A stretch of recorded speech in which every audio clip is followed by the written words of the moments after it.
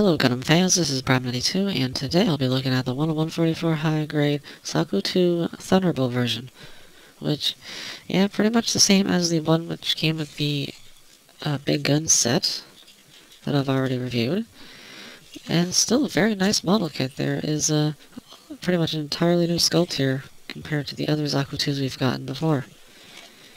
And it looks really good. You got the mesh material, the cloth material, the joints, and all the hosing.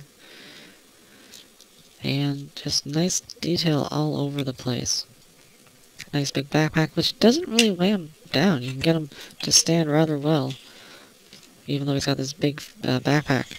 Lots of thrusters on here, the fuel tank, raccoon tail. Quite a few stickers, mostly accents. You got the mono-eye, of course. You got all these little gold pieces on the backpack for the verniers and the legs. Little round stickers on the knees and the elbows. And you've got all the little gray circles here, which these are actually the manipulator arms, like the Gundam has, which I didn't know that before. I wasn't sure what they were. And then you got the gray here for the track, and gray on the backpack in the middle. And then you've also got the marking stickers. So yeah, it's the normal foil stickers, it's a lot, but they're little and just detailing, so you could probably, easily leave them off. It really only kind of takes away from the backpack itself, not the actual kit. And it's still just as good as before, nice and solid. Looks really good. I still like the way this thing looks. Now the head goes forward and back, rotates a little up and down. You've also got the little gear in the neck, so you can rotate the mono-eye side to side.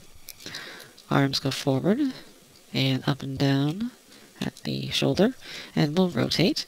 The spiky shoulder can go out some, and the shield is on a ball joint. So the arms, you can pretty much get the same distance out. Rotate below the shoulder, one jointed elbow, ball jointed wrist. You got the ball jointed stomach, and it does have a movable waist, but it is limited because of the hosing. But the stomach's pretty good. You get some jiggling. Front skirts, you can keep them together, but they are ball jointed if you want to separate them.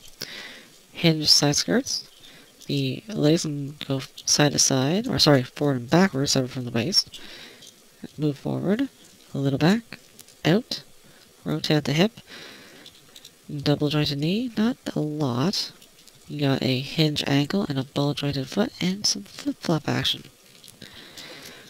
So once again, it is not super articulate, but it's not too bad. The angles really do help with some posing. You can get some good, some pretty good poses.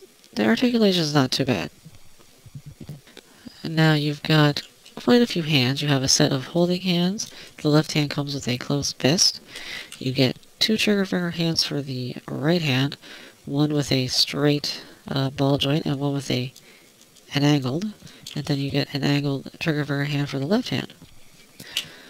And you've also got the Heat Hawk, which all the accessories are pretty much modified from the original Zaku. This one I think is just the back here, because it would normally have a peg you put into the side skirt. And it does hold it, you kinda gotta get it right in the center. I've never liked how the Heat Hawks are held in the high grades. But you can store it onto the little back flap, a little clip right here, and just hold like that. And we've also got the machine gun, which is also different. I'm pretty sure the round here is the same. You only get one. I have the trigger finger hand on it. It does have a peg on either side, so it can be a lefty or a righty. You got a movable handle and a movable scope. And because the ball joint is angled, it does help it with that stock to get out of the way.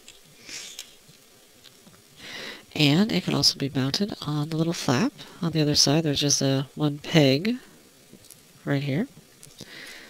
And it'll just peg right in as I speak. There we go. So we got that on there. And finally, the bazooka, which has a sticker for the scope, which moves, and the extra handle moves, and the main handle can move. Definitely different looking. Oh, and I have the dongly bit. Last time it broke. I have it. It dongles. And I have the trigger finger hand with the angle on it. But like I said, you can use the straight one if you want. Not such a big deal with the bazooka, because it still has to go over the shoulder. But it does give a little bit of clearance. And if you want, you can mount this on the backpack with this little clip here on the fuel tank. You don't have to have that on. You can take the clip off. Oops, if you don't want it on there. And it just goes right into this hole right here. Like that. So you can have all the accessories on the Zaku 2 at once. Although that bazooka does definitely add a lot of space in the back, so it does take up a little bit more space on a shelf. And that doesn't peg in the best. It could be better, because I'm pretty sure I had the same problem with the other one. And, well, those are the accessories. It has all the ones the normal Zaku 2 has, but they are modified, so they do look different, and they do store differently, and I do like it. So it's not like the other newer versions that have that clip on the shield, just keep packing everything on the one side. I like a little bit of variety. So the accessories are pretty good.